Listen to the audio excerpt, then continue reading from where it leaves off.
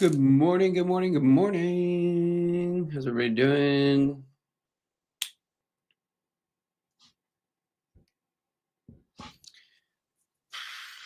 You can see I did recently just try a MNQ long. We have this lower level here at 19,870.50. Gave us a little bit of a potential higher low. I decided to try and see if this level can hold. Heading into the New York Open here. The stock market opens in about 12 minutes. Do you think we have data, 10 restricted news? No, never mind. That's not till Wednesday. How's everybody doing? Brian, oh, here he is. I was going to say Brian should be joining us shortly. There's the handsome gentleman. Oh, thank you. Nice compliment for a Monday morning. There you go. Wishing I could sleep in. How's it going? Not bad, not bad. How about yourself? Haven't traded anything. I just tried an MNQ long here just to see if this lower level holds, but I mean, we've moved down. Let me zoom out a little bit here. You can see we're near yesterday's low, or I'm sorry, Friday's low. We gapped down to start. You can see we had a pretty solid gap down. I think the market gapped down 150 points or so and then sold off pretty ugly, rallied back into that overnight opening print. And something I talk about a lot, man, those opening prints, you can see, look at the opening print level rejection. Ended up rejecting and then trend flipping into a downtrend and dumping back down towards the lows. So I do suggest using those opening prints. You get this dotted yellow lines, that opening print, you can see those reactions. So I mean, things definitely don't look super bullish. I'm more looking for a scalp here than I am for any crazy move. I should have taken a trim on this pop. I thought maybe it'd get a little continuation. I think there's a little bit of. I saw somebody said there was news about Trump meeting with the president of China as soon as April or something like that. No, God, that's just one piece, right? Yeah, I think that there were. If you were watching this like spike live, this spike was like really fast, and I think it might have to do with that. But there's so much news. Yeah, I don't know. We'll see. So much news. I think more tariffs go in effect on Wednesday. Oh man, yay.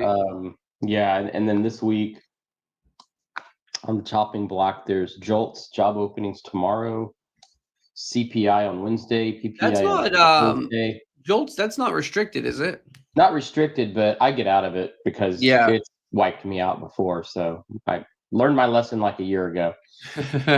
And then your favorite, University of Michigan. Oh, I love those guys. That's on Fridays, yeah.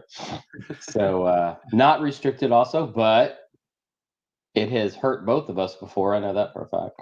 Yeah, for sure. So lots of governmental, geopolitical stuff going on. Maybe just a good year to sit on your hands and not trade till 2026. I don't think that's what the people want to hear. Sorry. I mean, hey, listen, if you're down to catch the shorts, they've been there. Yeah. Nah, I'm not saying stay out of the market. I'm so reluctant on so many fronts right now. Yeah. So just looking at these higher time frames here, let's look at the daily chart. So Friday we traded the morning session together, and it was looking pretty ugly. And then we had a super strong afternoon rally. We caught some of these shorts towards the lower end here, and then we finished up on stream. And you can see strong rally to end the day. So Friday's action once again gave us a vibe like, hey, maybe this this harsh sell-off that we've been seeing is going to see a little bit of relief, get a little bit of a daily bounce here, maybe see a little bit of bullish action coming into this week with the way Friday closed. And then the overnight action looks pretty damn ugly. So I mean, I'm definitely not getting super bullish, but it does feel like the the higher time frame bearish action is starting to get a little extended. But every time we put in one of these green hammer days, we've just immediately erased it. So we'll see. Opening near the lows again today. I wish it was some setting up with some action I was more excited about, but I'm still feeling kind of about the charts where we currently sit. This is the weekly chart.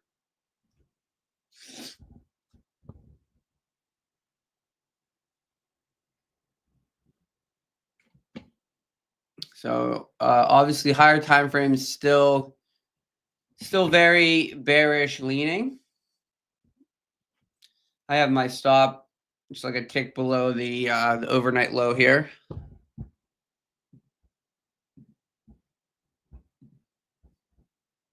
I was hoping we get a little bit more of a rally before the market opened, just because I don't know if we just take off out of the gate. I was hoping this level bounce would give us a little bit more follow through.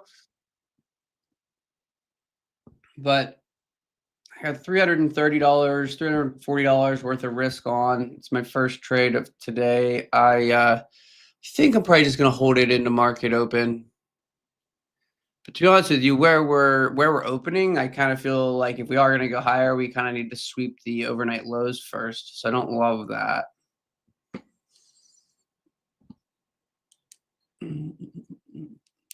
I was hoping the rally would be a little stronger, that overnight low sweep wouldn't be as obvious or needed.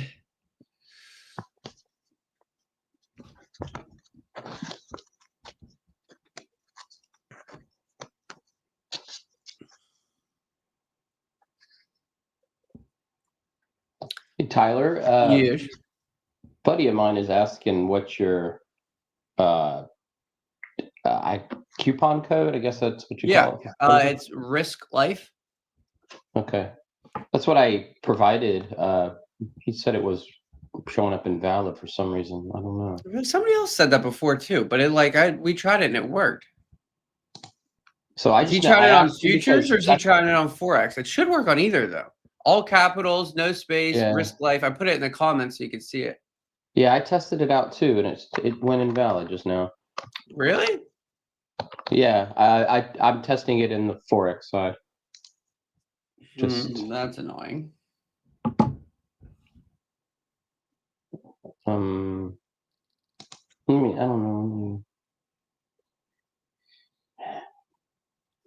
I could reset my. You think like, could I reset the browser, or what should I do? I don't understand why it would be.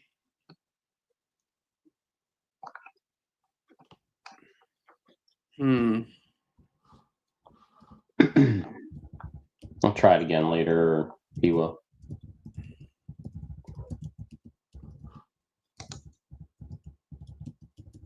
Yeah, I'm reaching out to somebody to see if I can find out.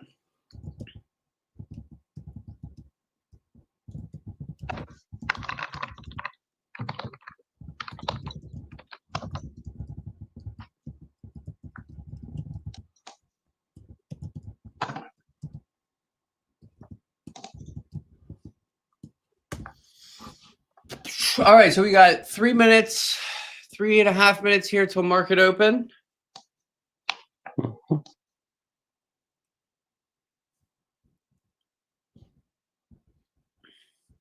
Does the market stay bloody? Do we get some more bloody shorts today? Since I clearly am the master of shorting, as we saw on Friday. JK. That was sarcasm.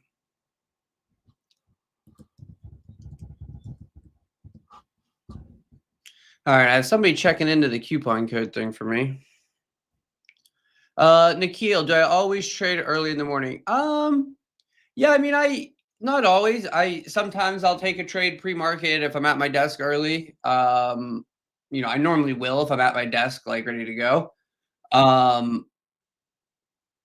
But not always. Like if I'm not at the desk early prepared,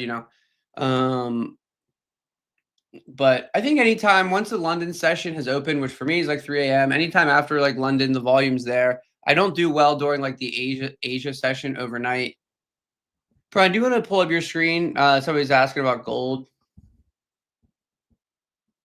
The overnight action on gold and the indexes was pretty similar.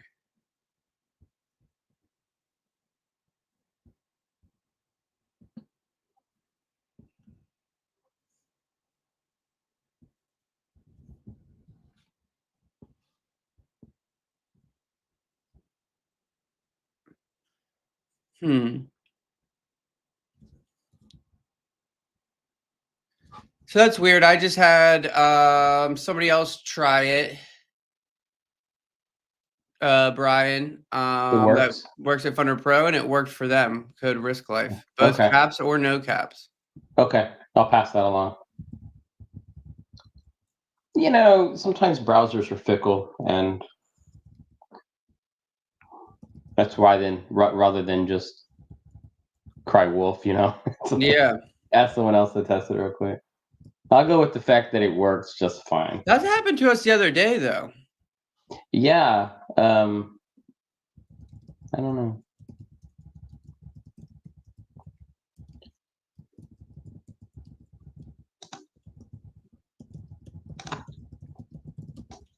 Sorry. All right, so we are open.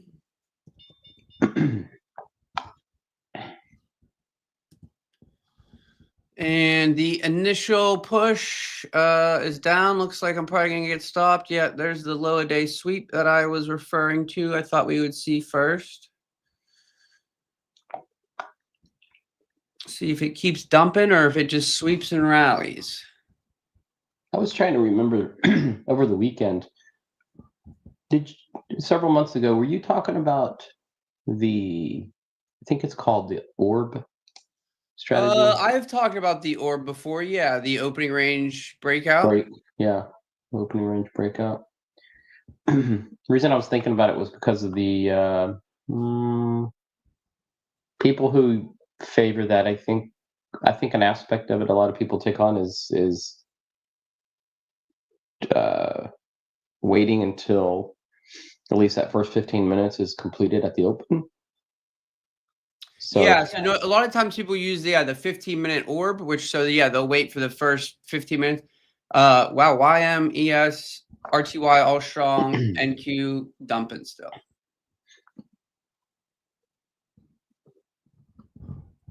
But getting back over the level here.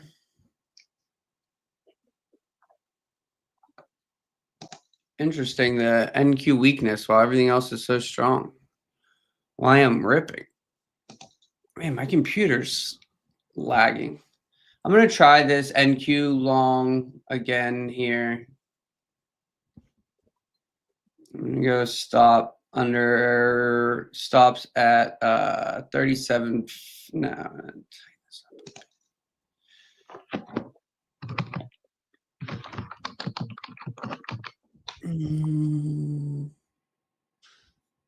Man, the NQ relative weakness driving me nuts. Well, it looks like I'm about to eat 2 quick stops. Yep, there we go. Oh, wow, that's annoying.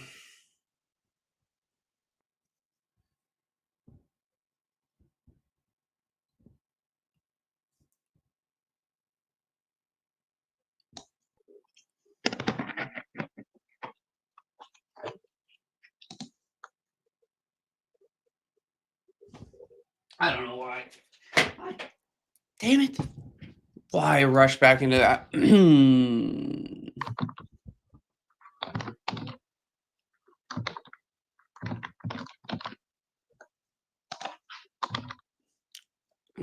Oh, I think I found the issue in the coupon code. Somebody said it's only set up for Trade Locker, not C Trader challenges.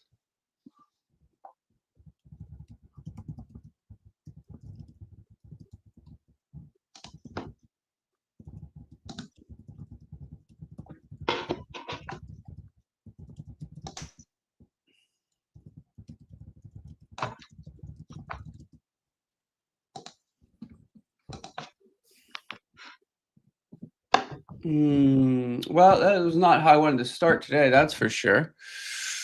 Oh, I got faked out by the YM, RTY, ES, all super strong. I thought NQ would play a little catch up, but it did not. Instead, it dragged the rest of them down. So I've been trying to pay a bit more attention to the first opening 15.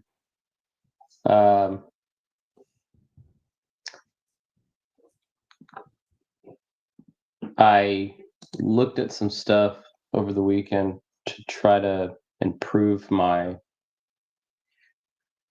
opening trades. Noob, you have to get the market data subscription for US 30. Sorry, continue, Brian. Oh, no problem. That's all I had to say was and then I stumbled upon the orb technique and all that. And yeah, so someone asked, explain the orb strategy. I think there's different ways that you can use the orb. But a lot of times, so you have the orb, which is you wait for the first 15 minutes to play out. You then have a 15-minute high and a 15-minute low, and then you can play. Some people will play like a breakout. As soon as they kind of break above that 15-minute orb high, that 15-minute orb low, they may take a trade. Some people may let it break out and kind of retest from above. There's different ways you can use that orb. But so you got to figure out which one of those ways works for you. But yeah, the orb strategy is basically that. Like you got the orb high, the orb low, and then whether or not you play a breakout or however you handle it. But you could trade it different ways.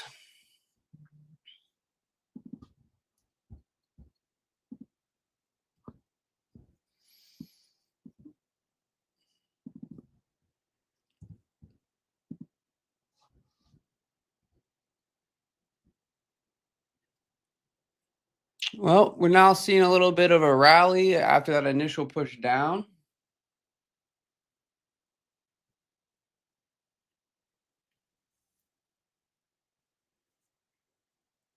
See if we can get back up over the opening print or not.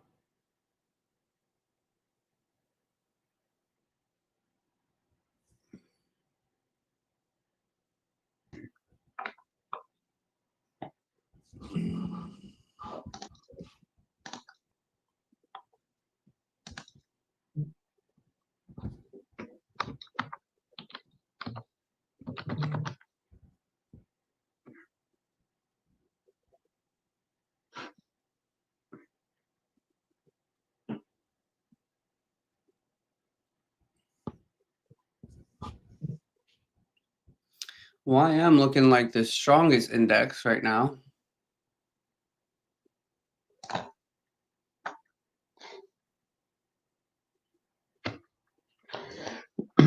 gold is definitely in a shorting position. I'm trying to bring up the chart. Sorry about that. That's all right.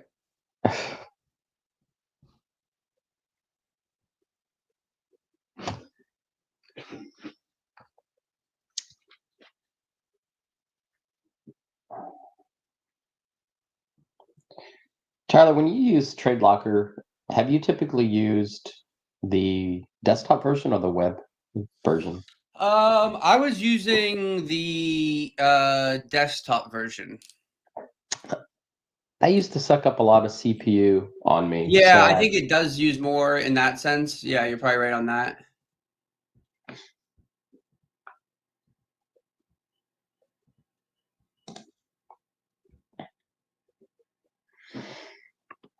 I'm trying to get it open.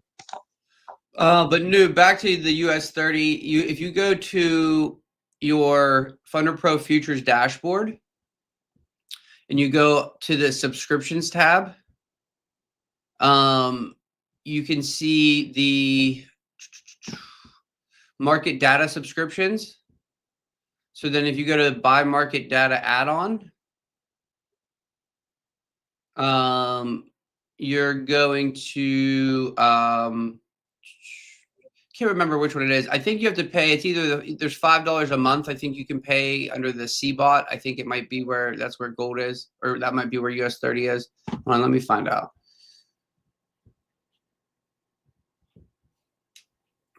I actually think I want to try this long one more time, but I gotta size it the heck down.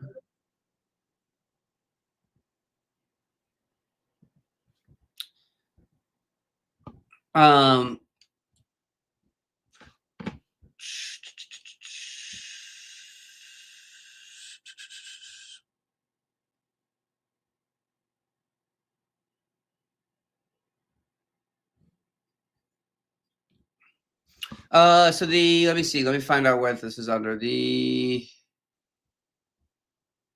market data subscription for gold. Or no, you said US 30.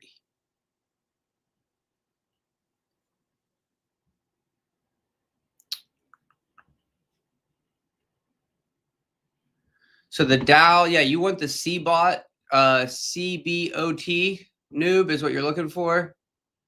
CBOT, and so you can get the CBOT level 1 market data subscription. It's $5 a month. So under your FunderPro Futures dashboard, go to subscriptions and you can see the CBOT level 1 subscription.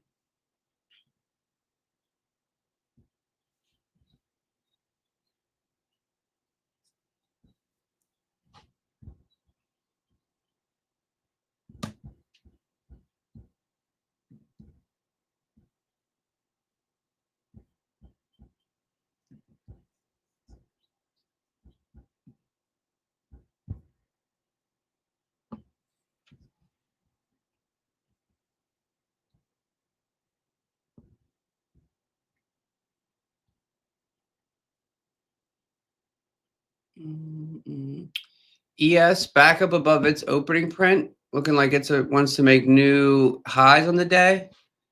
YM continuing to be strong. RTY strong, making new highs on the day.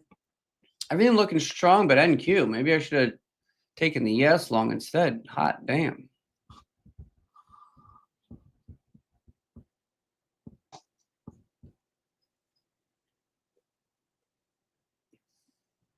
All right, there we go. Back at the opening print here. See if we can get above.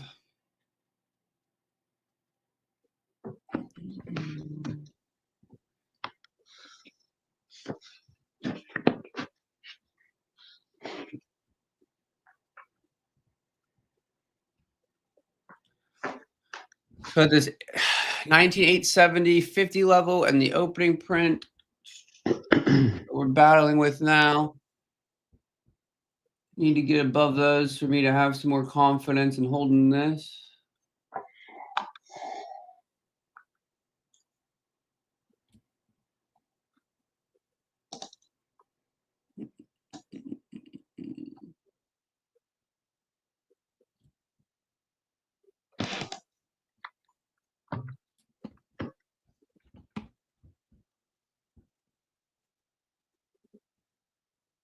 Ooh.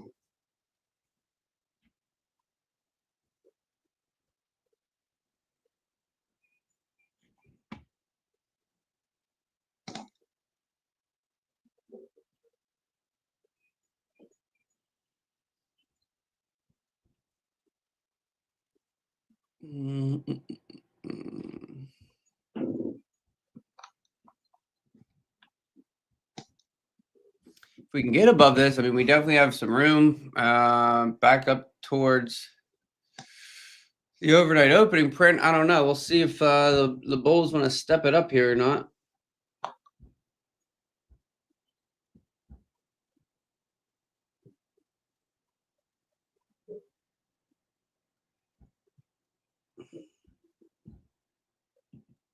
Okay, so the coupon code should be fixed now, by the way, even if you're using CTrader.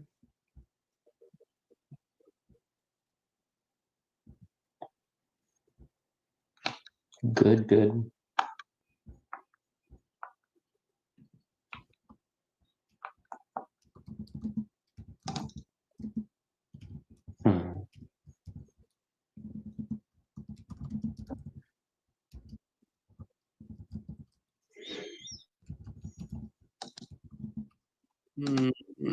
Starting to give us a rejection here off the OP and level. Let's see if it rejects harshly or we're able to hold and break above.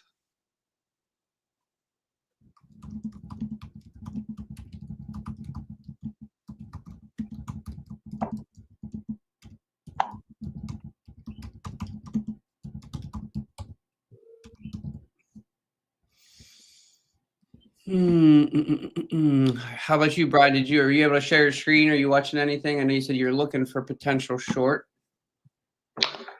Yeah, I switched. I'm testing out another browser. Man, RTY real strong. VIX is starting to trade lower.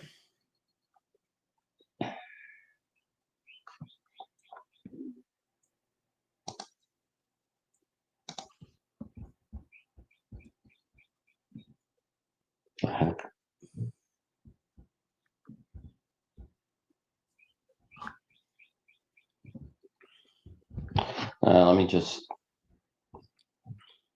clear out of some positions I'm in elsewhere.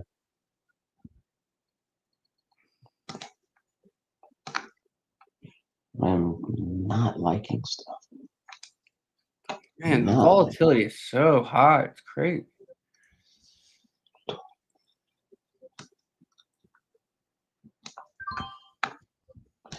Yeah, it really is. I mean, I don't know. Yeah, I just look at some options pricing, and it's just like, man, even like 0D contract, 0 date expiration contracts are so damn expensive. Okay.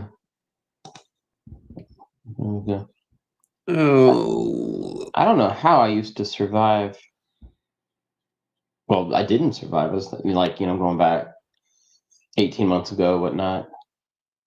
Like, you know what I consider not surviving now? Like, it's funny. I don't know about you, Tyler, but my level of irritation. yes. When you get to the point of I'm done being a day trader. That's it. I'm officially finished. In the past, I would have to like blow an account, and I would just be so hurt. Nowadays, it's if I just go even close to drawdown, if I'm in profit, You're doesn't over matter it. the account size. If I lose over 2% of my profit, so let's say whatever you want to call it, let's say you have 100,000 account, right? 2% is 102 grand, so you're up 2,000. Whether it's real or a challenge, I don't care. I treat it all like it's real. Yeah. But the old me would be like just done if I so much as lost an account. Now it's like if I go down to 2.1%, I'm finished. Like I'm Over mad it. and and maybe that's the right way to be. Maybe that's like, come on, you can do better than that, Yeah, just hold yourself to like a higher standard. Yeah, if I lose an account nowadays, it just irks me the same amount as if I just lost 2%. I don't know if there's a word for that, but my gauge of anger starts sooner now and doesn't get more pissed. It just stays pissed. Yeah. These market conditions recently have me pissed. I'm with you on that. Yeah. It's looking like a rejection right now, and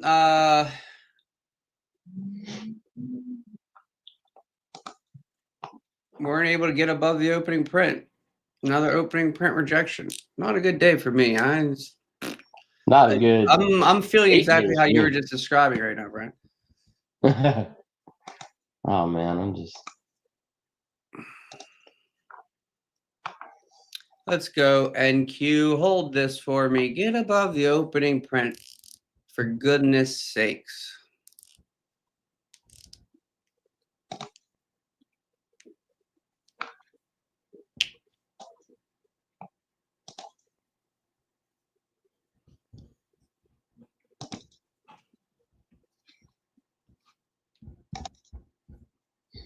Oh.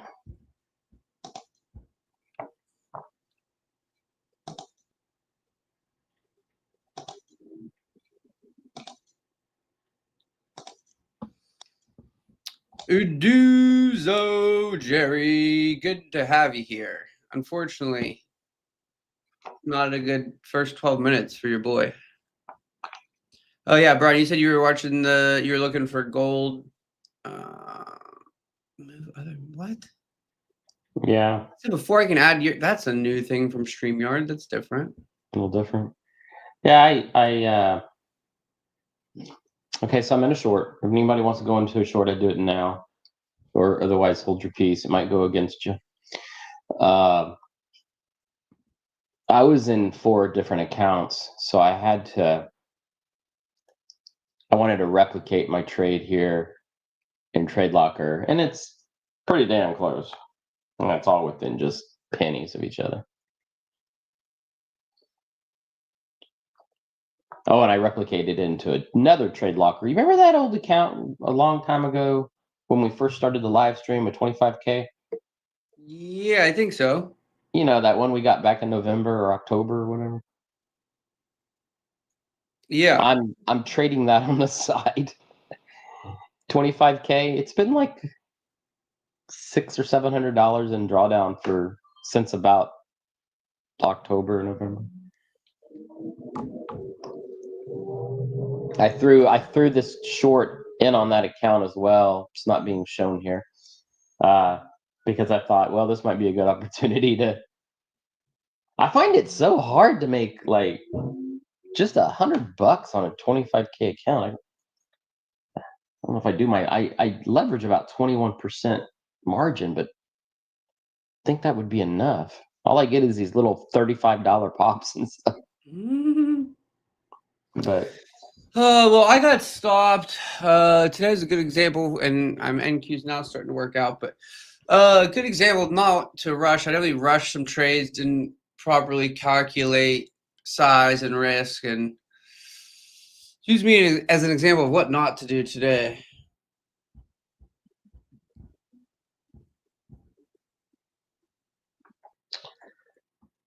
no, I don't know. That's not what not to do. It's your trades work out more than 50% of the time. Yeah, I just rushed into this, I think, a little bit and didn't take the time to properly like that second. Like I was in the trade pre-market, and I probably should just close it because I even said to myself, I think we're gonna sweep under these lows before if we do go higher, I think we need to sweep under the lows first. Which we did, and who knows, we may go higher, we may not. We're still trading right around the level here. Then I rushed back into it too quickly in that, when we had that strong volatility right off the open and didn't kind of properly calculate my size. So I'm like right at my $1,000 daily loss limit, which is not ideal. So more than anything, it's more just not taking the time to kind of properly calculate my size and risk and accept that risk. Well, here we go. Now we got some ugliness coming. Another rejection from NQ. Man, NQ really is the only index trying to pull us down. The other 3 are trying to pull us up.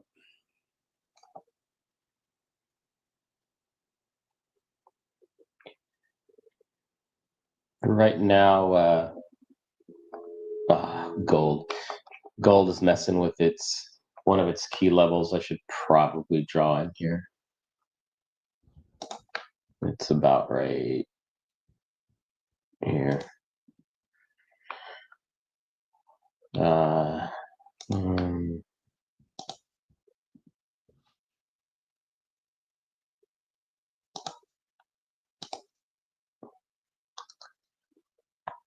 Okay, see what gold's doing right now?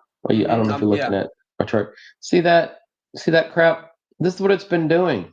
This is what it's been doing since Thursday. It does this bar for bar gives you at time. No, I'm not going to say there's no good entry points, but I mean, lately during the U.S. during most of Asia and the U.S. sessions, it stops you out so much. See that my stop loss is my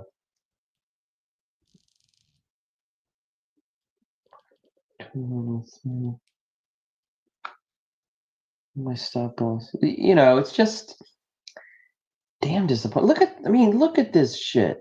Yeah. This is just. Yeah, gold looks pretty rangy right now. It's rangy when it trends. Yeah. It's rangy when it trends. I'll show the back over here. This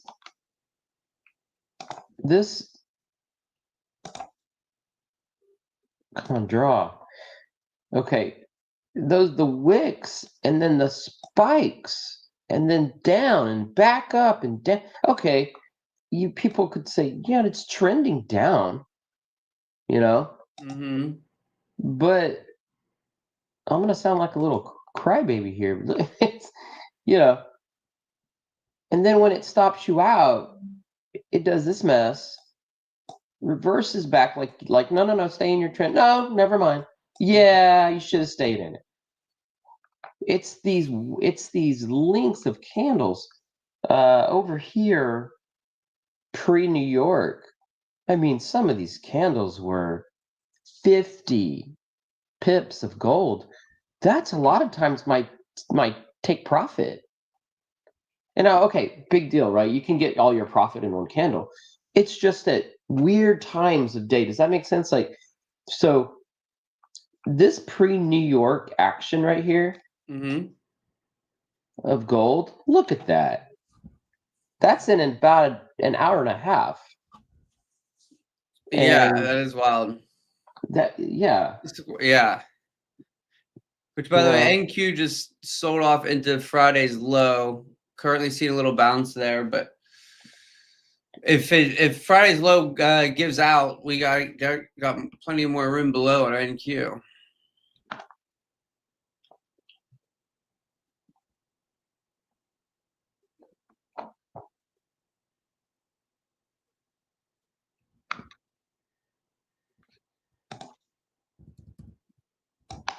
So 283.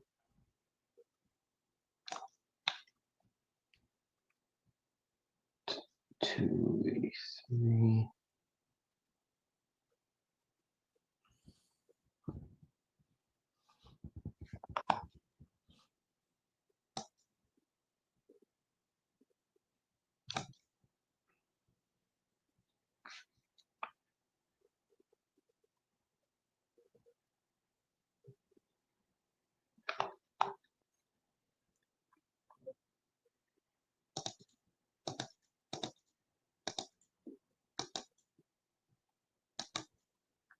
All right.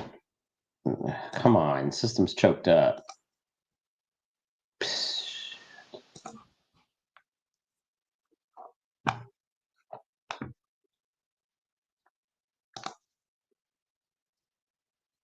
Come on.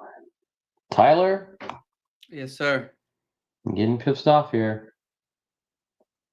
Well, that's good. You can join me. I got a beef to pick with people at Trade Locker right now. I'm going to put in a support complaint. These exiting the exits are taking too long to execute. That's not what you want. No, I've been losing money the last 3 trading days. I mean, if I want to stop out or take profit, things are jolting too far. I'll exit a trade or a position. I mean, and sometimes in the past 3 trading days, it'll take it up to 10 it's just seconds lagging to actually exit the trade for you. Huh? It just lags when it's time to exit the trade for you. Yes, it's taking up to 10 seconds to. 10 seconds? Yeah, that's way too long. Yeah. That's crazy. 2 seconds feels too long. So let's say I was going to take a $100 loss. Which I know like with their platform, it's like They have to send the order, it goes through a little bit of a chain, but using the A-book model, but the sim trading should work.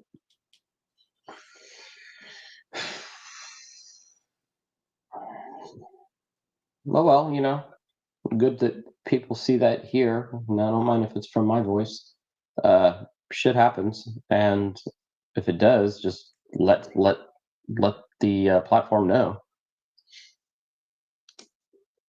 I've also seen them come around and fix something to my major advantage and give me the money back. Yeah, I think they normally do a good job of taking care of the support issues. Yeah. Torn here. NQ given a decent bounce off of Friday's low. YM still super strong. ES trying to hang on above its opening print, but fighting for dear life. Let's Not go to sure yours. what I want to see. Are you in a trade, Tyler? What's that? Are you inside a trade? No, I'm not. Not on futures. I'm I was watching SPY calls, which would be an ES long, but I don't know. I'm thinking maybe I should quit trying to force the long and consider flipping short. But I'm also feeling kind of frustrated as well. So it's like anything I do feels like, am I making an emotional decision? Like, should I just chill out a sec? Well, the pullbacks on gold have been so awful that I'm about to put in action what I talked about a couple weeks ago, which is I was joking, but I was truthful. There was a time when I had such a losing streak, but not because I was breaking rules or anything, but just the market action was ruining my strategies, where I would just do the opposite. Yeah, there you go. And it worked out, it's like that's the problem is I don't know what I want to do. Like the short, I mean, clearly I should just be in shorts. Like I don't know. I said this last week. I don't know why I keep trying to like talk myself out of anything other than the fact that this market is dying and it's dying quickly.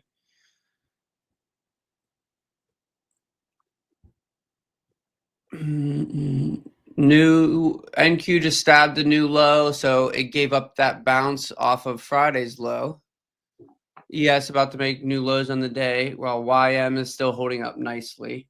RTY just made a new low during the New York session, so YM really the only index still holding up in terms of strength.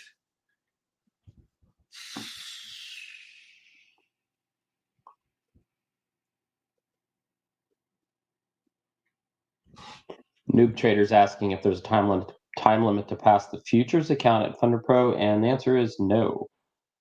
Yeah, so there's not a time limit, but there's it's a monthly reoccurring fee, right? So it's in your best interest to pass. Yeah, so like if you don't pass in 30 days and you don't fail in 30 days, you'll get charged $550 first day of futures count. Good stuff, noob. But if you don't pass within 30 days, you'll get charged the recurring fee. So I think it's like $80 or whatever for the 50K account. So if you don't pass in 30 days, you'll get charged the recurring fee, and then you can continue to trade. So like there's not a time limit like, oh, you have to do this or you lose the account, but there is a time limit in a sense where it's like if you don't pass or fail, you do pay more. So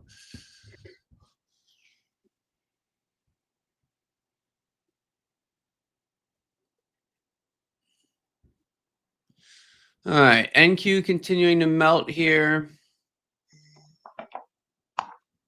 Should have just taken that 5-minute 3-bar play to the downside.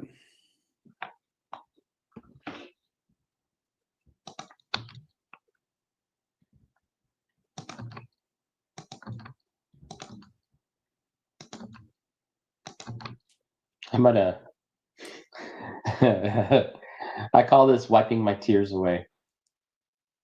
Let me see what's that on my chart. Oh, I'm clearing your drawing. I'm deleting all these because that's when I was bitching. That's when I was complaining. There. I like drawing like that, and especially in front of people, thinking out loud, because then it makes you realize, God, I sounded like a little, you know what. Yeah. But hey, that's part of the game. You got to control that. Don't full port when you're have that attitude. Ashton said he's in the U.S. Oh, that was a little while. Yeah, about 10 minutes ago he got in the U.S. Yeah, U.S. 30, man. So Ashton, I look at this right as like two ways. The way that the other three indexes are acting, you would kind of think that they bring US 30 down with it here, that it doesn't continue to hold so strong. In which case, I like it. I think you could consider kind of like a divergence play short. But that being said, you are shorting the strongest index, so you're kind of fighting the one index that's the strongest right now. So there's like a little bit of mixed review there. It's tough, but I like it. I think it's valid. I think the 5 minutes could be a 5-minute rejection, failure to go higher here. NQ just continuing to melt.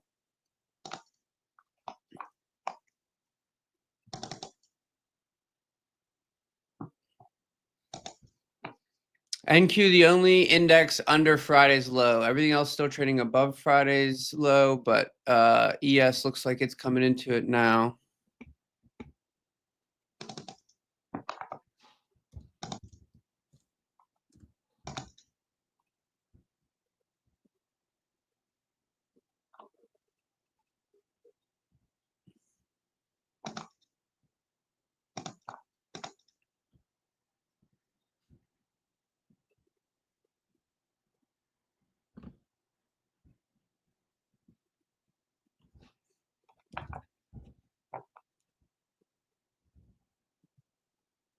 ES tagged yesterday or tagged Friday's low.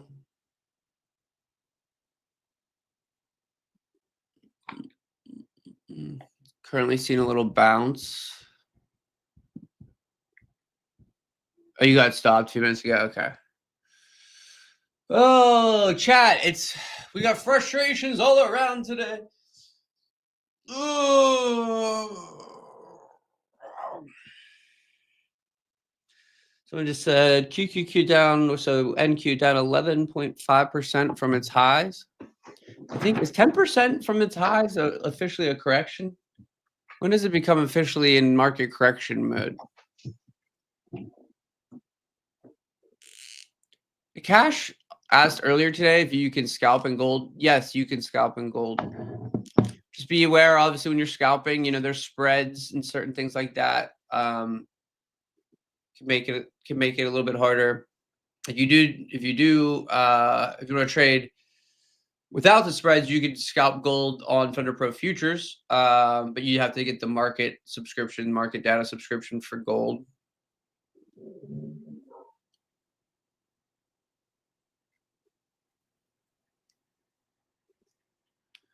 I don't know. The indexes are just starting to feel like a downtrending melt day to me, but we'll see.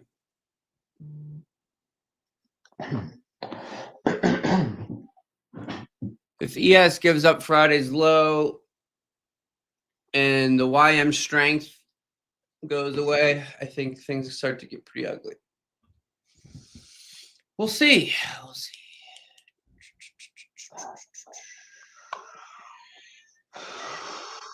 Man, I'm looking at the chart.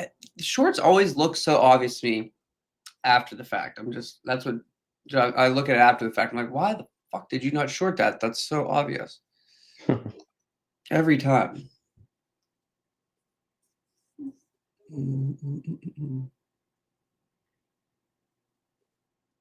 I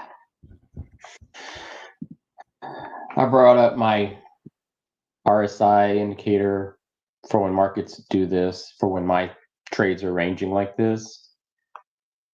That's when I watch the RSI. I can't demonstrate everything here on TradeLocker because they don't have the ability right now to allow me to put in a moving average on that guy, and then I want to overlay another moving average with a particular standard deviation, which I do on my study charts. So what I'm looking for is for the RSI to go long. I want RSI to come above 0. I'm sorry, the 50-point mark, and then I need my fast MA RSI to cross over my slow moving RSI MA with the actual index being above 0, and I'll go long. That's the only way I know how to really be successful and get myself into a trade that is the break of a ranging market, the breakout of a ranging market. And if it goes against me, well, it's a tight stop loss, and I don't ever have any regrets, because as long as I have something other than a guess telling me what to do, I can just say, hey, I played a strategy, it just didn't work out.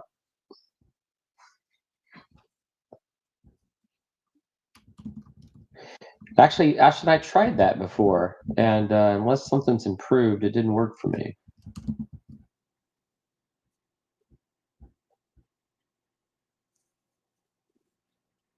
In other words, it held the moving average of the object it was calculating that it came from. So then it tried to bring in the price scale as well. But I do know what you're talking about. I've done that before on other platforms.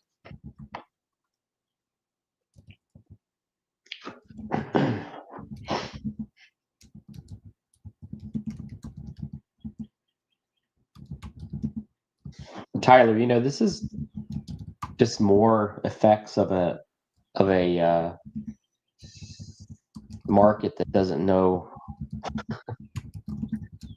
what it's doing, it's undecisive like the economy right now. Yes, I agree. I agree. Okay, so this current trend I have, this white line coming down, I would, if it blasts through it, I would suspect it might try to touch it, which would be a lot of fake outs on other strategies to go long. And then if it turns around, I'll short it upon the proper indication. But let's see if it does what I think it could do. What do you think, Tyler? You think I have that? I think I have my trend line perfect. What if it just touches it, and that's your short point right there? Or yeah, will it go through?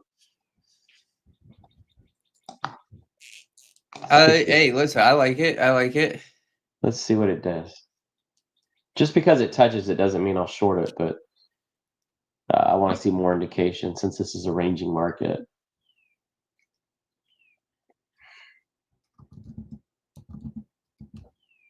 Okay, that would be just about the touch. It could wick above it and come back.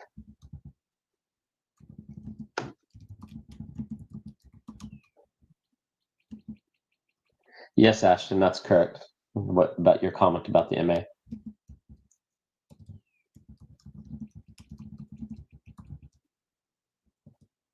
Sinbad, if you scroll up, I think Tyler gave his discount code. Hey, Sinbad, what's up? Yeah, code Risk Life should work for you. It should get you whatever the best, I'll put it in the comments here. Should get you the best discount on both FunderPro Forex and FunderPro Futures.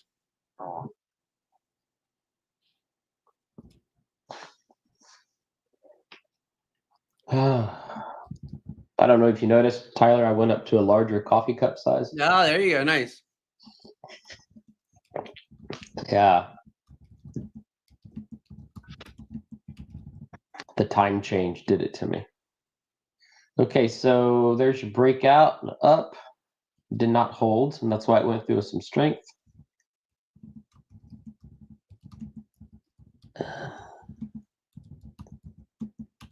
I am 2.5 minutes from entering a long if this can maintain itself. And I'll take that breakout on the 5-minute chart. Sinbad, I think you can use it for any of the FunderPro account types.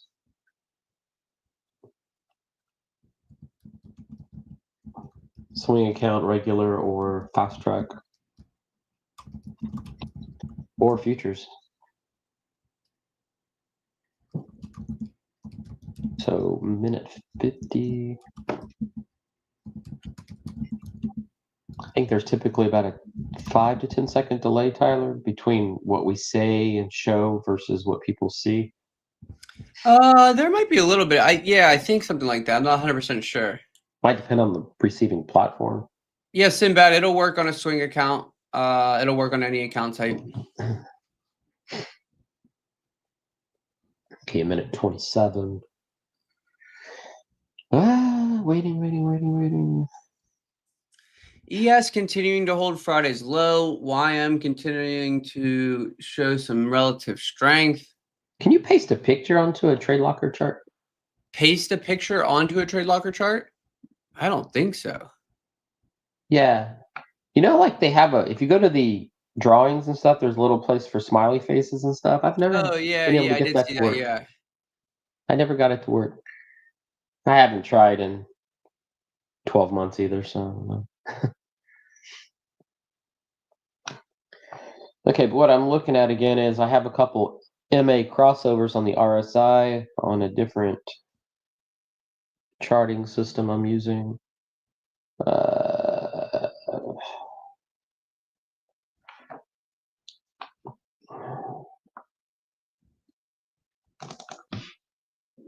So switch this over to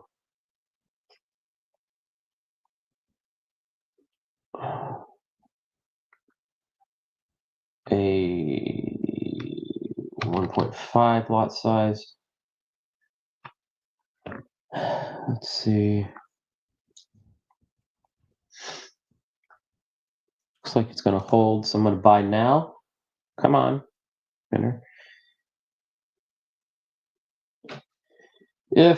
So I'm going long on gold because of that breakout and a couple other technical indicators. If it comes down, I'll add to my lot size, and I'll tell everybody right now, because I want manual control of this stop, and I'm not going in super heavy. If I was going in with like 6 lots, I would put in a hard stop, but my stop is right in the middle here.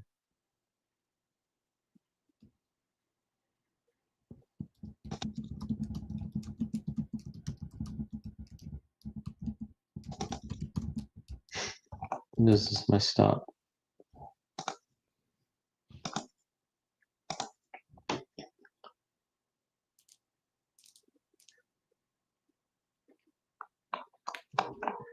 Because he broke that high, I'm gonna move him up.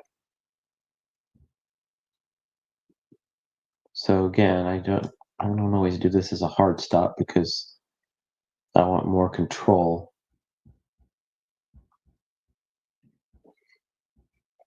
I don't want people to think I don't set stop losses. If I so much as have to go sneeze, I do go set all my stop losses.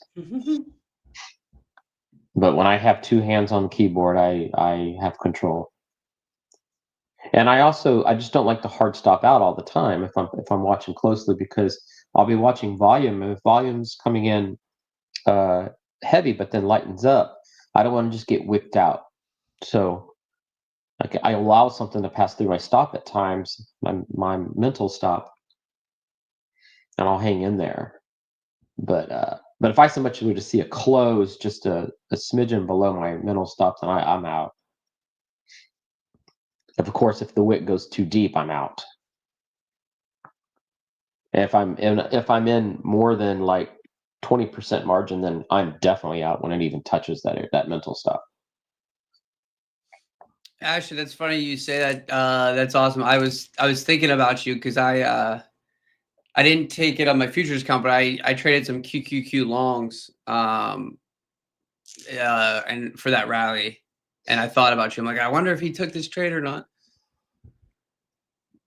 Currently with the NAS long action, I would obviously it's starting to look pretty ugly now, but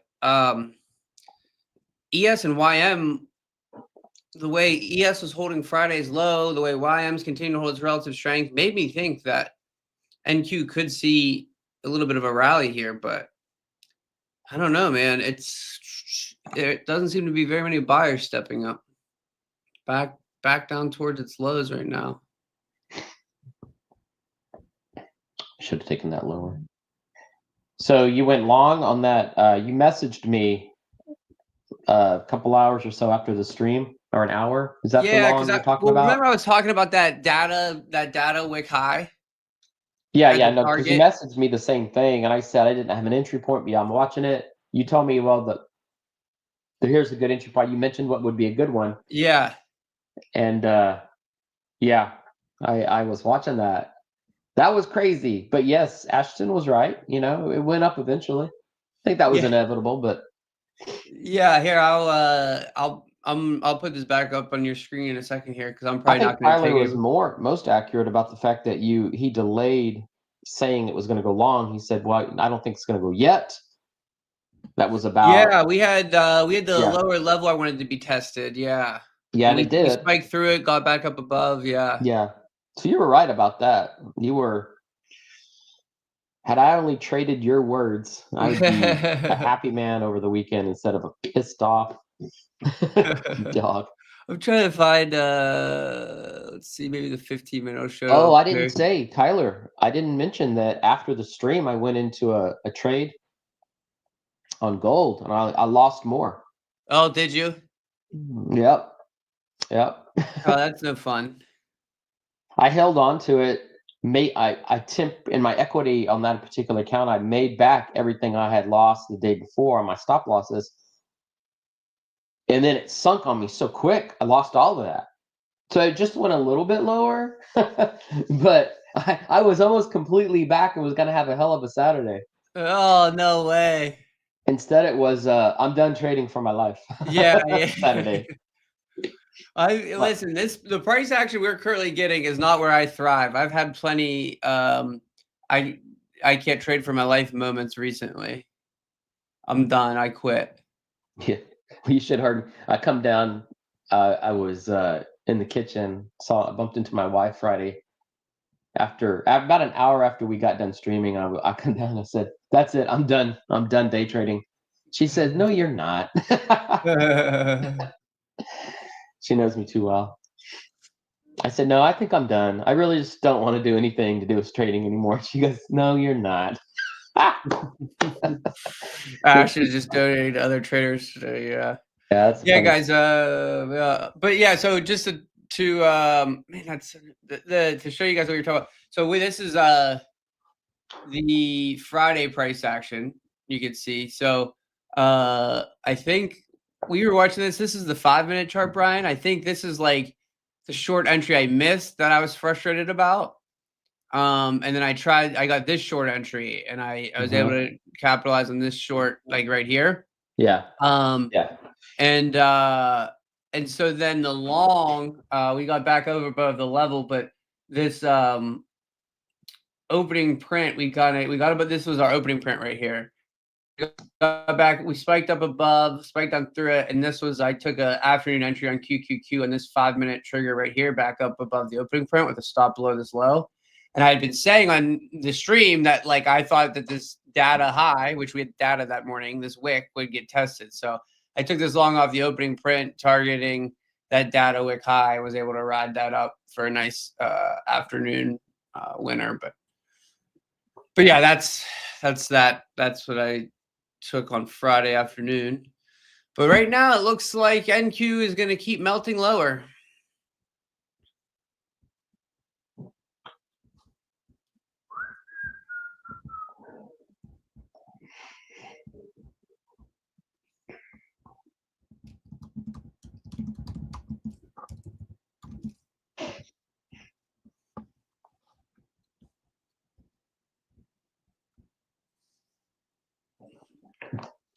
Man, I gotta double check. There's not another NQ level for another 400 points below. I gotta see if that's right.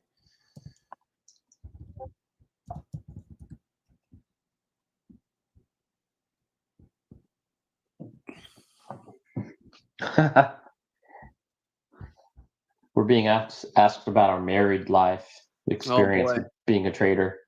I think it's a fair question, right? Yeah. Yeah. I will be telling you honestly, it is 100% added stress to my marriage at times. Yeah. I don't think it's an easy thing to do.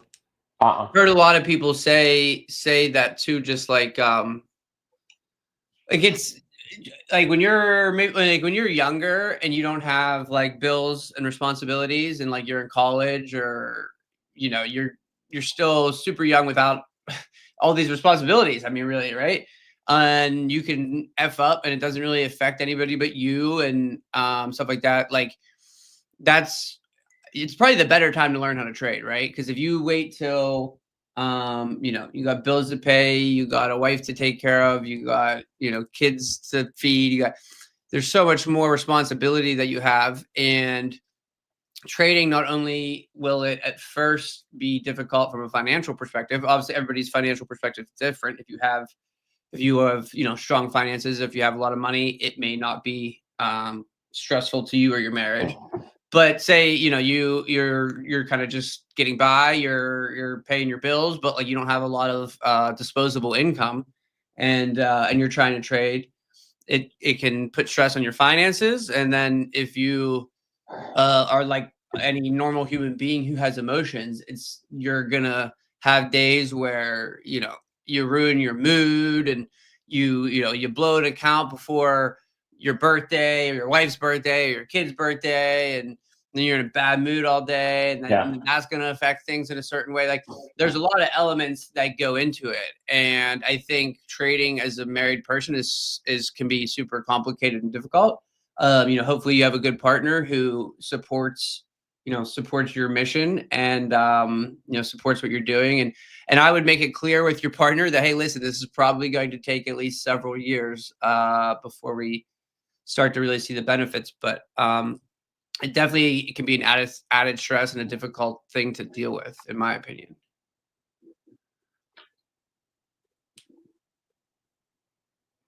$27, unmarried. Yeah, and I take both sides of the road there. Like Tyler said, it can be stressful. Knowing myself, I'm pretty sure that I probably wouldn't be as successful at it if my wife wasn't supportive, or she was not in my life. She's very supportive, extremely supportive, and I recognize that on a daily basis. I remind myself pretty much daily that I would not be able to do what I do without her. When I was, like he said, our viewer, 27 and unmarried, when I was 27 and unmarried, I did dabble more, not more, I dabbled in trading, still had a real job. But once I was married and kids started being in the picture, I got out of trading. I would practice a lot, but I got out. It just wasn't worth risking the down payment on the house or a car payment or their baby food or something like that. And I just took What are you talking about? She could breastfeed. You could blow that baby food money, bro. Blow that baby food money. Yeah, little Billy, you're going to be breastfed till you're 18. Sorry. You take that formula money, you put it in an account, and you tell your wife, get that baby on the chest. Just kidding. Just kidding. Don't say that to your wife. That's not a good thing to say. Do not blow your baby food formula. Listen, if you are going to blow your baby food formula money on trading, do it while you use code REDSLAVE on a FunderPro account, okay? But Nikhil, being the fact that you're not married, you're 27, so you're younger than both of us. I think, right, you're obviously in a good time. If you're trying to trade, I think now's the time to do it, and then hopefully you can find some success in trading, and you can add some. I don't know if you have a girlfriend or not, but if you add, can start to make a little bit of money in trading, even if it's just like a little bit of secondary income. It can improve your circumstances and make you a more attractive partner once you've already figured it out and gotten there, right? But so I'd say you're lucky that you still have that time. You still have that that freedom to not have the responsibility of another human being. And Yeah, because it definitely can be difficult. And like Ash said, if you have a ton of money, if you already have a lot of money, you should probably just invest because it'll compound over time. Or if you have a lot of money, trade with prop firms. So you're not blowing your actual money. You're just losing a couple $100 here and there. If you blow an account, you're not like blowing your actual savings account. So not a whole lot of action. Somebody just asked about gold. Man, gold just looks pretty rangy to me.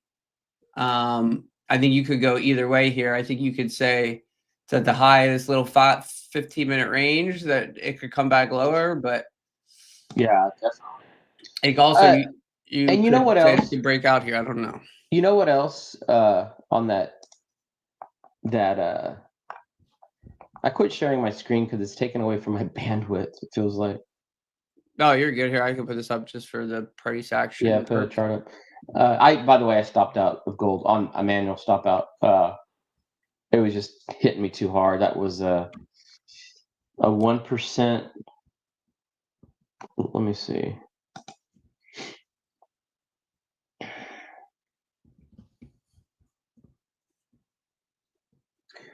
I don't know what I'm.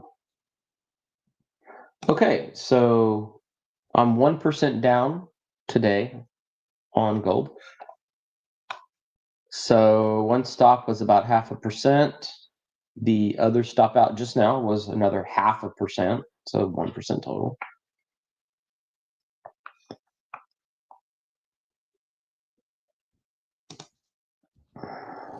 Stupid ranging gold.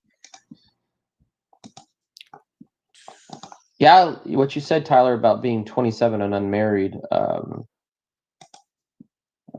At that age, I certainly wasn't prepared to trade more than $500.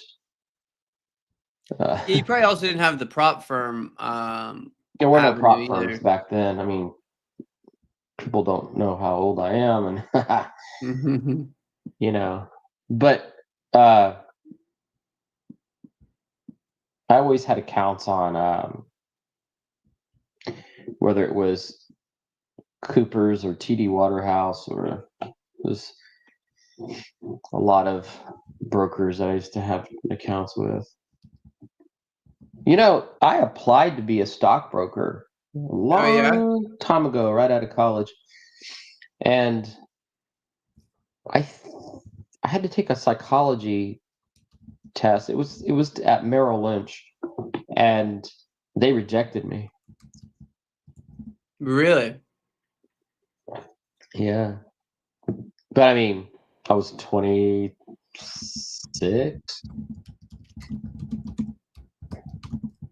So they rejected you based off of the psychology test? Is that like what it was? I can't remember. That's why I didn't say. I know I took one, but I can't remember. I would be guessing if that's why. I kind of want to say that's not the reason, because I remember having a positive outlook on it. Like, well, they only rejected me because of lack of experience is where my memory is. I don't think it was the test. I think they said I did fine. I did average on the psych test. And it was got rather the first quick hourly test, close for the New York session, and pretty ugly. I'm going to draw something here real quick since I can't show it. So I have an average right here.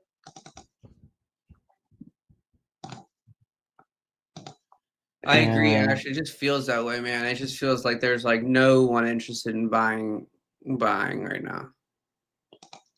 And then this is my other average right there. So no, I don't think we said one way or the other if gold is a buy or sell. It's neither. Yeah, I don't love it either way. Like, I think it's kind of rangy. I think you could sell you could argue that you're selling the top of the range here, but but I don't know. It's pretty rangy. It's just not action that I would be excited about. So flip over to my screen for just a moment. Mm-hmm. I'll show you what I just drew. For me, so like, you know, it's not, you obviously you need to have your own strategy or trade your own way, but like for me and how I trade, there's just nothing to do there. And like, it would be forcing a trade. So the upper yellow line is my fast moving RSI MA, and the lower is where my slower RSI MA is at. The RSI on any broker right now on the 5-minute gold chart is right there at 50.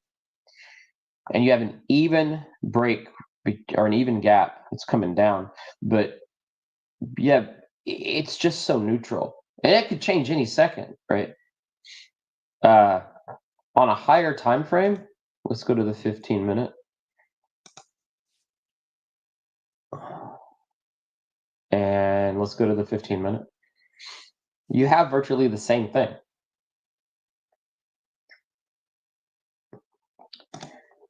And then I want to show you something.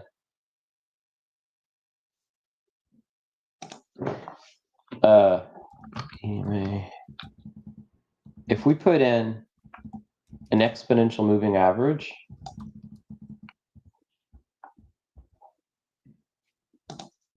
come on, get these off, and punch in 78 MA.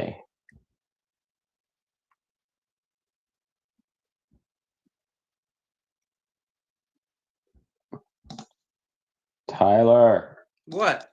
I'm getting no trade locker react. What is the deal here? Can't get a response. I want to brighten this up for users, for viewers. Okay, that yellow line, based on a 6.5 hour New York time frame of the stock market hours, there's 390 minutes in one New York cycle from open to close. 390 minutes, 390 divided by 5 for 5-minute segments is 78. So I set this to a 78 length moving average, this yellow line. What that represents is the daily average. So now I can look at a 5-minute chart and compare it to what the daily chart is on its moving average right now. And lagging or not, it's still a tool, right? So on the daily, we are below VMA right now.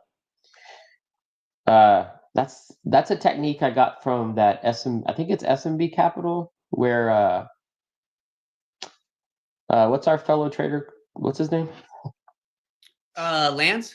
Lance, yeah. God, why did I forget his name? Some other traders are really big on that, knowing how to take a 15-minute. I want to see the daily, but as a 15-minute. You know, so again, you just take 390 minutes in a New York. That's 6.5 hours is how long the market's open. Now you could say, well, forex and futures can be a little bit different. Like Tyler does, you know, he does. Tyler, you said this, when you look at volume profile or I don't know, certain things that could cross session lines, like key levels. Yeah. You don't like to draw past. Yeah. When I'm marking my levels, I have like a setting on Thinkorswim where I remove all extended trading hours and I only look at 9:30 a.m. to 4 p.m. and I mark my levels that when I can just see price action within those windows. Yeah. And there's like a setting too where you have to like do start market open at start market open or start candle open at aggregation or whatever, because normally if you look at a chart and you look at an hourly chart, it's 12 1 2 3 4 5 6 7 8, but the stock market opens at 9:30. So I set my candles to start, so like the hourly candle goes 9:30, 10:30, 11:30, 12:30, 1:30, 2:30, 3:30. Right. My candles are and so I have like these unique settings that I use in order to find those things. But yeah, I just use levels from the New York session. Yeah. So yeah, I was just coinciding with you that even though I cross sessions a lot with key levels and whatnot, on something like this, I got into this a while back because I got tired of flashing back to a daily chart when all I was going to do was just quickly calculate where's the average price on the daily. And then I realized you could just do that, and you could calculate a line based on those higher levels and then apply it. There's a mathematical way to apply them all, whether it's 5, 15, or whatever chart you're using. You can apply a daily or 4-hour or monthly or quarterly. You just have to know the math. They're easy to find, those formulas. There's nothing but just a simple division and multiplication. That's all it is. Yeah, and you get that. And it tells you basically where the trend is at, you know? So here's one reason why. Look on the daily. So I'm on a 5-minute chart comparing my candlesticks of a 5-minute to the daily numbers. And why are we ranging? Because it's trying to figure out, do I want to cross this or not?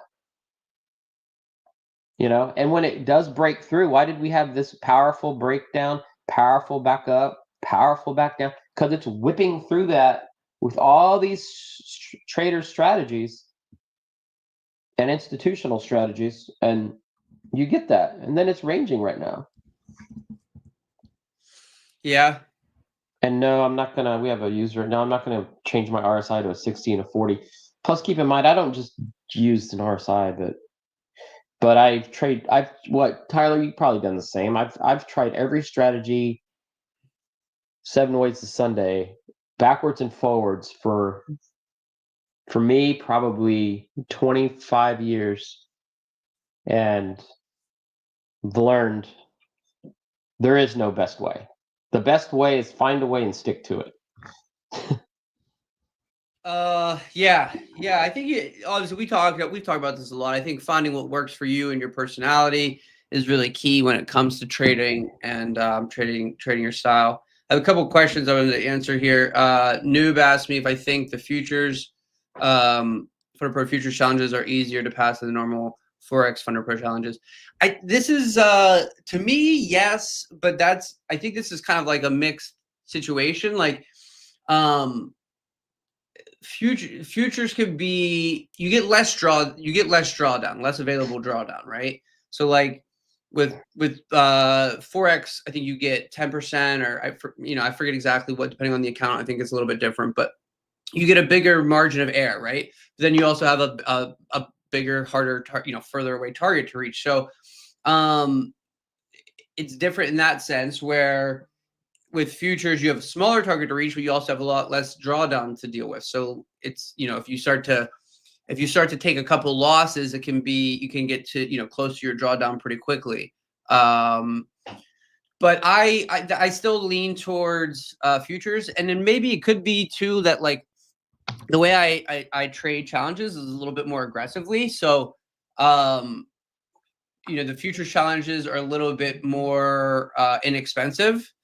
So if you trade them a little more aggressively, and if you're able to catch a win on your first trade or two, you can get a third of the way there, and once you get that, like, if you catch a good win early, I think that is kind of like important when you're trading the futures accounts. Sometimes when you get a good win early and you get that extra cushion, so now you almost have like that extra drawdown to kind of play with, to kind of work with, and it's then a little easier to make it happen. But like if you start off on a losing streak and you kind of dig yourself a hole, you don't have a whole lot more room to play with. So like they both have their pros and cons.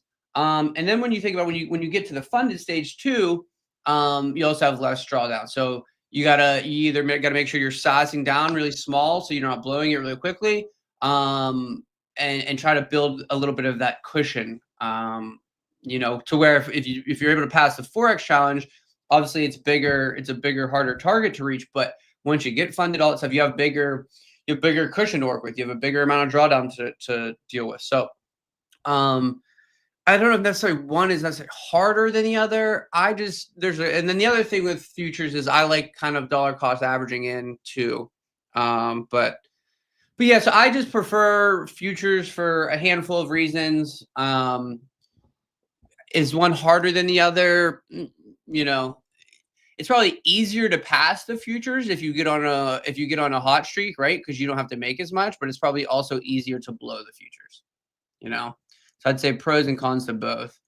Actually, yeah, I think I'm done for the day too. I said to my wife right before we went on stream, I said, I don't know why I'm just not feeling it today. Like I feel weird. And she was like, "Why? What's wrong?" I was like, I don't even know. Like nothing in particular. I don't know. I'm not feeling it. And then I took 2 quick losses and I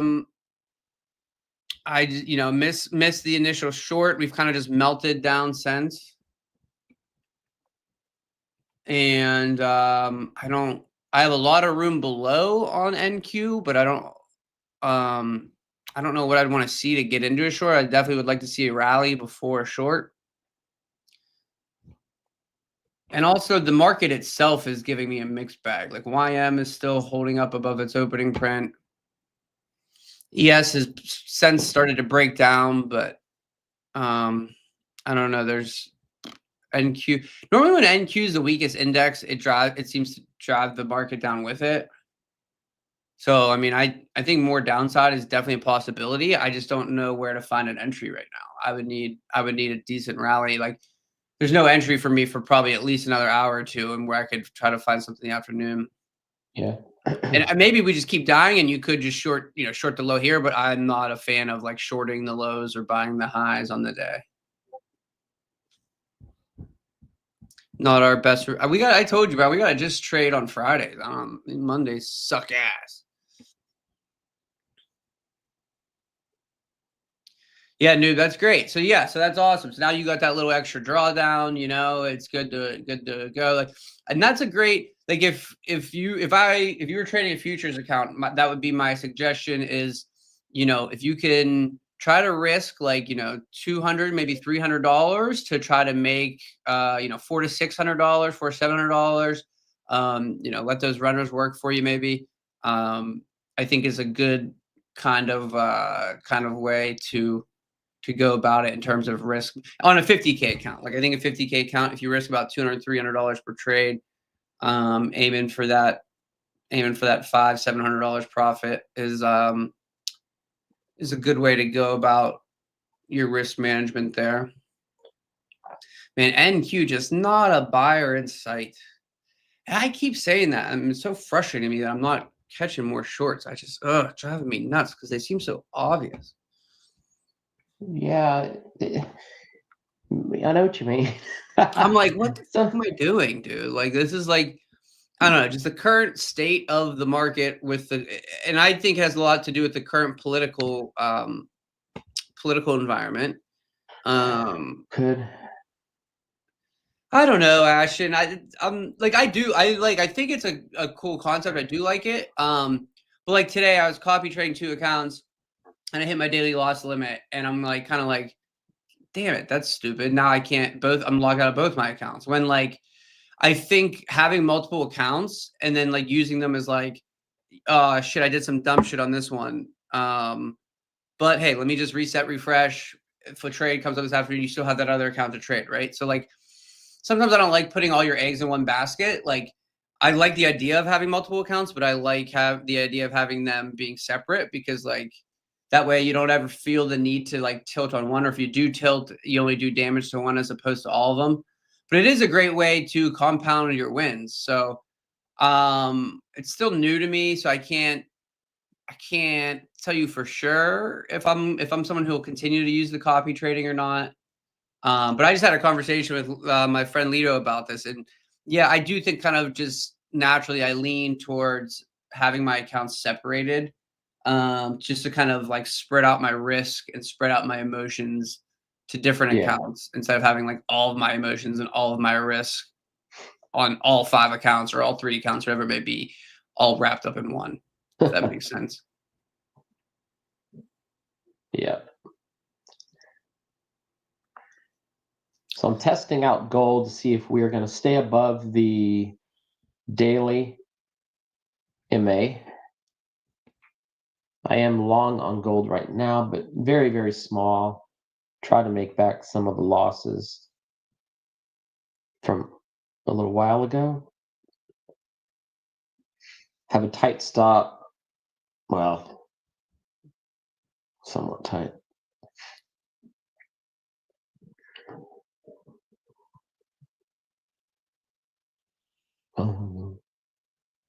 You know, we were talking about our wives. Yes. So, but she just texted me.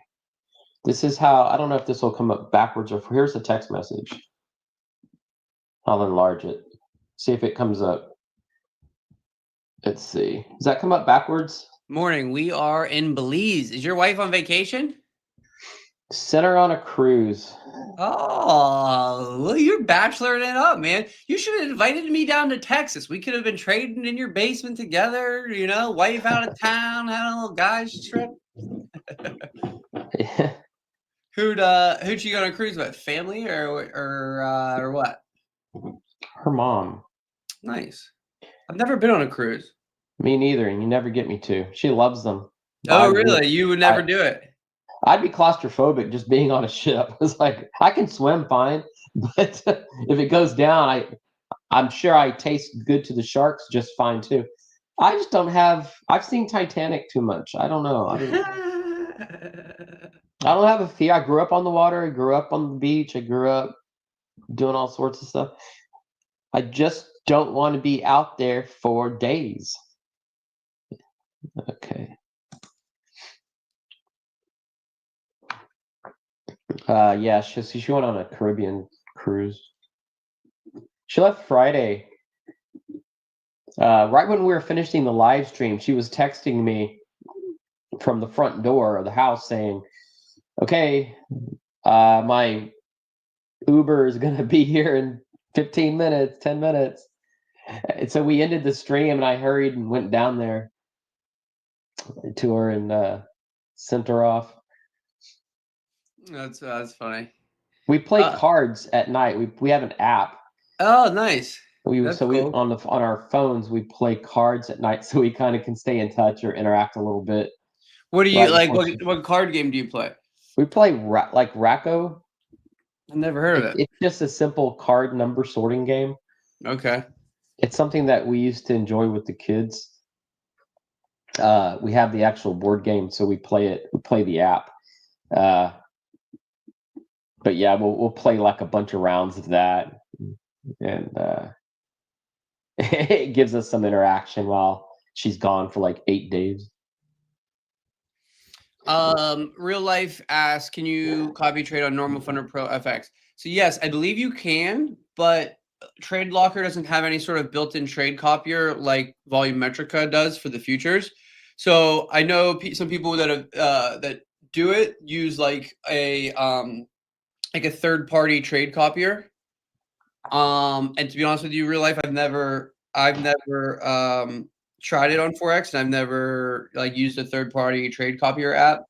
So I don't know which one to tell you to try. Heron is good. FunderPro Discord, I think some people have talked about it in there before that I've seen. Heron is good, if that's how you pronounce it. Heron. That's the one that Dimitri Dimjin lives by, I believe, as well. Heron, Heron.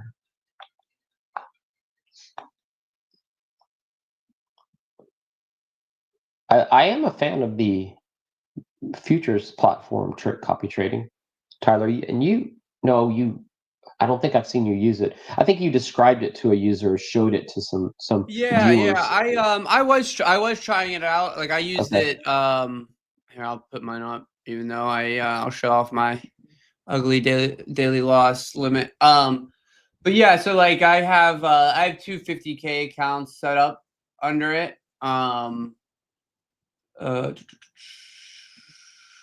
So you can see like I got like this account and this account are set up under it. Which I think so like both accounts, if I go to my dashboard now, I think both accounts are down like $200 after today's loss. Oh no, leave site. I don't know. Yeah. Sure. But yeah, so you can see like the differences here too, right? Because like I've copy traded these. So like I had the winning day on Friday, and I had the losing day today. And you can see that like even though I've taken the same, their account balances are not exactly the same. Because I think maybe there's a little bit of lag in between there. So that's just something to keep in mind. But yeah, I mean, you could see there. I am copy trading those 2 accounts right now. Oh, well, it looks like death to the market, which in retrospect feels so flippin' obvious. I'm like, what the heck? Like you look at this daily chart and where we are opening, right? I talked about this a little at the beginning if you weren't on the stream, but I said, we've had this pretty harsh daily sell-off, and every time we get a green hammer that looks like it wants to hold, we just erase it. And so we got that over here, just erase it. Got that on Friday, and then today we opened up near these lows, which should have just been a good clue that it's like, hey, listen, we tried to rally, and we are now opening up near the lows again. We're probably just going to continue to melt. Should have been pretty obvious, I think. But for some reason, I fought that a little bit. And I should not have. Gold is so on the average right now. Gold is going through the squeeze. Literally.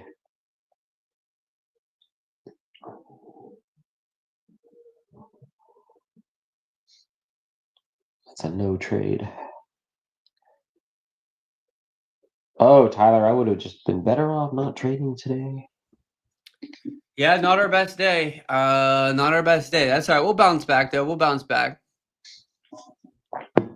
Better, faster, stronger. Oh, noob. Okay, so no, noob. I don't think, like, you can't copy trade that. You wouldn't be able to, like, copy trade your Forex accounts to your futures accounts. I don't think you could do that. You have to keep those separate.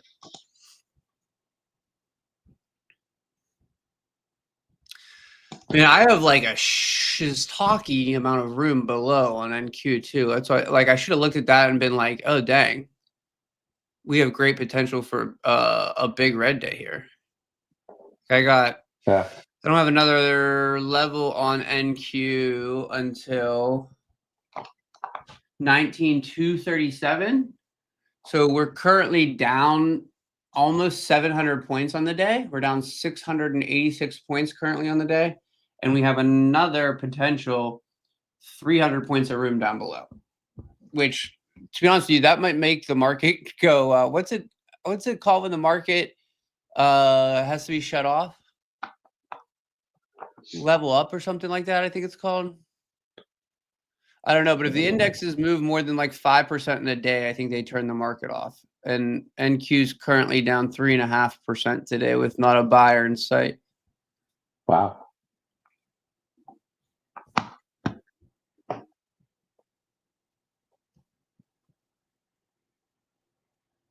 She's really just dying. I should have just sold the fucking lows.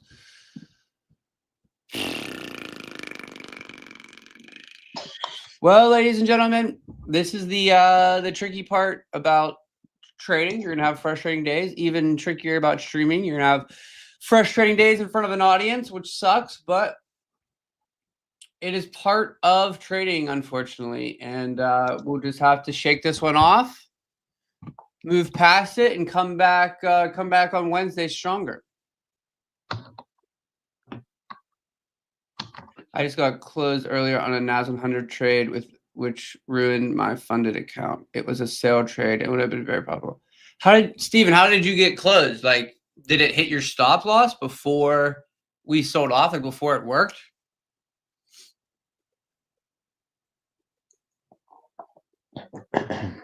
Yeah, log and learn. That's it, Ashton. Log and learn. I'm so sorry you lost a funded account.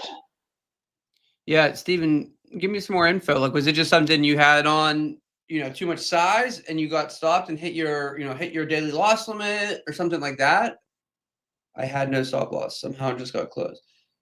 Daily drawdown would close. Yeah, like did you like if you don't have a stop loss on, and you have like a big size trade on, and it starts to go against you, and you hit your daily loss limit before it starts to work in your favor, you'll get stopped out. Like it'll auto stop you out for hitting your daily loss limit. Have you looked in your dashboard? Look inside your dashboard and see what it says. If you want, you can also give me the info, like what your account size was, what your position sizing was, and we might be able to help you figure out a little bit more. If it was due to just a trade blocker glitch or error or whatever it may be, definitely reach out to support and they'll get you taken care of. Thank you, Ashton. Appreciate you.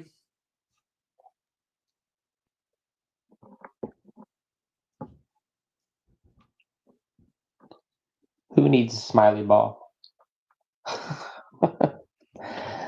Oh, Tyler, I blame this on you. Me? You started the live stream today. I probably would have slept in. I gotta blame it on a person. You know me.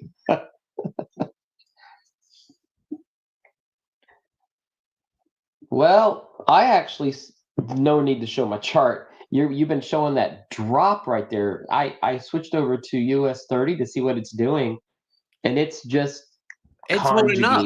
It's holding loitering. Up. I blame US 30 and ES for not considering the short. Out of the gate, they were all so strong, and it's also it was part of the reason I kind of hesitated on shorts. I don't know. Maybe I shouldn't watch. Sometimes I start to second guess myself. Like, don't watch all the indexes because it just gives you conflicting information that maybe doesn't matter. But yeah, a lot of times the market will move in like some sort of unison. Where if something's really weak or something's really strong, even if it's in a different sector, it can kind of bring in some strength or bring in some weakness to that other sector, right? And so like the indexes being completely opposite of each other. I mean, it can happen, but it's there's normally some little resemblance there where they kind of affect each other in a sense. And I think I let the Dow strength kind of throw me off a little bit today. Shoot, it's ranging like hell. Yeah, it had the initial strong 2 minute the first 2 5-minute bars were both really strong, and then it's been like pretty tight range ever since. Wicking, it's just all over. This is like when you wake up in the morning, you go to your real job, whether it's a desk job or outdoors, doesn't matter, and everyone is just crapping on your day. Yeah. Sometimes you just have a bad day and it's not your fault. But this isn't like I'm not at peace with it. I'm at peace with it. I say things like pissed and angry and all those words, but I don't really hit the wall anymore. I say anymore because I used to. My wife would say, "Didn't that hurt your hand?"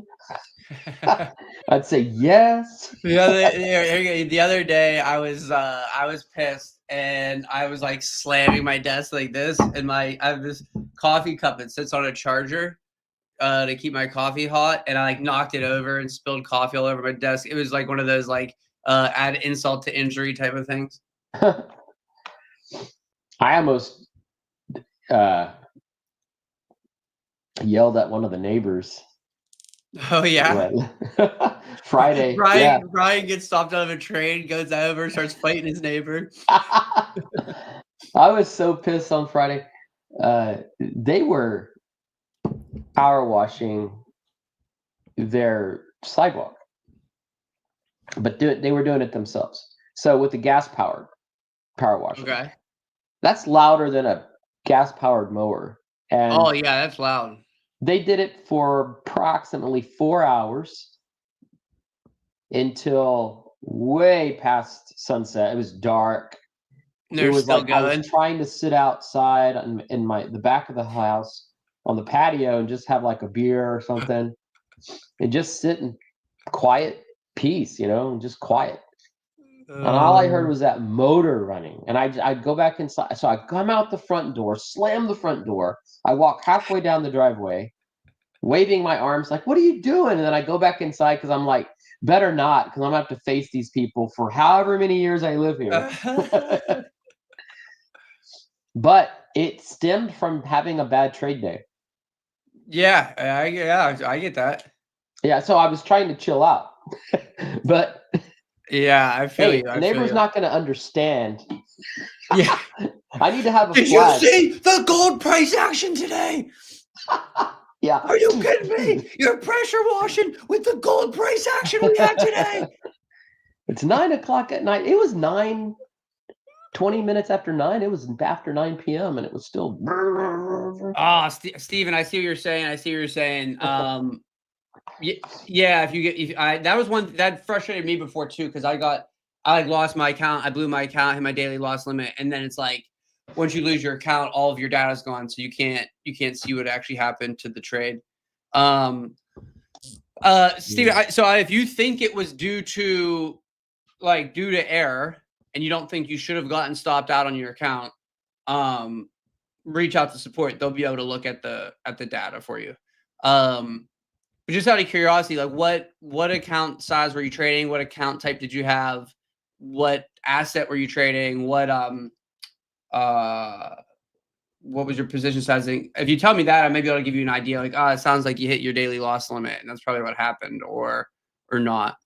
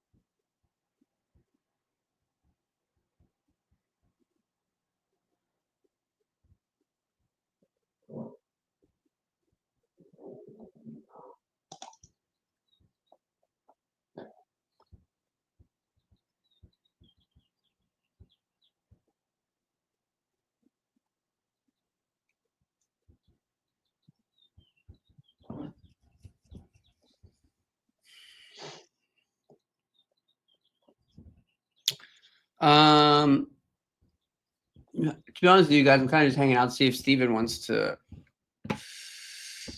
any of those questions answered. But just I had just started phase 2 this morning.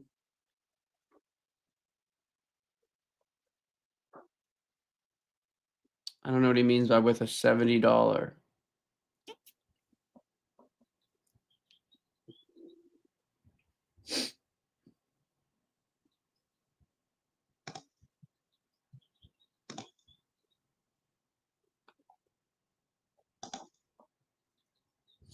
Oh, I think I missed that from Nude. Let me see.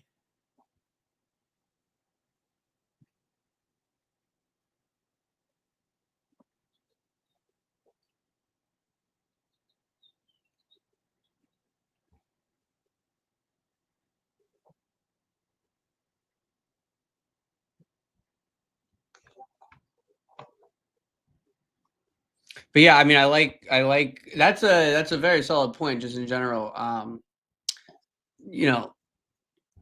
Trade what the market is doing. Don't trade what you want the market to do. Is a great, that's good advice. Don't try to force your opinion onto the market because it doesn't give a shiitake mushrooms about your opinion. Yeah. The ES weakness is real, but she's starting to see a rally now. But comparatively, like ES is down 1.9% compared to NQ being down 3.2%. So a big difference there. Tech names must be getting smacked. Oh my gosh, I just looked at Apple. Holy smokes. Apple was like the strongest tech name on the board yesterday. It's down almost 6% today. Dude. Nvidia down almost 6% today. I need to get Meta down almost 6% today. I have a long-term tech fund that I have grown out there. Maybe today's a good day to shut her down. I wouldn't have to pay taxes. I don't know, on it or it's a good year. day, or it's a good day to buy at a discount. Yeah. Listen, the AI revolution is not done. Let's don't panic too much. It's like where these will listen. The market could dump for the next, I don't know. We could continue to stay ugly for the next 6 months, but I promise we will once again go higher. That's what it does. So Steven said. So so he said, I just started phase 2 this morning with a $70. So based off his next message, I'm thinking he's saying with a $70 win. Then I had those 2 self-position trades, and they closed with a P&L of minus 89 and plus 18. Then my account got closed for a daily drawdown breach. So 5K account with 5% is $250, which isn't closed. Yeah. Yeah, I agree. It doesn't sound like you should have gotten. Sounds like you shouldn't have gotten closed out. So, Stephen, here's what I think you should do. I think you should reach out to support. I think if you just send an email to support@funderpro.com, that'll open a support ticket for you, and they should be able to sort it out for you. If for some reason that doesn't work, feel free to send me a DM. And I can help you try to get it taken care of. Is that futures or forex we're talking about? I'm assuming it's gotta be forex because futures 50K is the smallest account, and he said 5K. Oh, yeah. But all my socials are at Risk Life News on Instagram or whatever. But I'm most active on Instagram. So if for some reason you're having an issue with support and you can't get it sorted out, you can send me a DM on Instagram. But if you reach out to support, they should get you taken care of. I don't know. The VIX is kind of melting. I'm curious. I don't know. See what's ES all the way back up to Friday's low.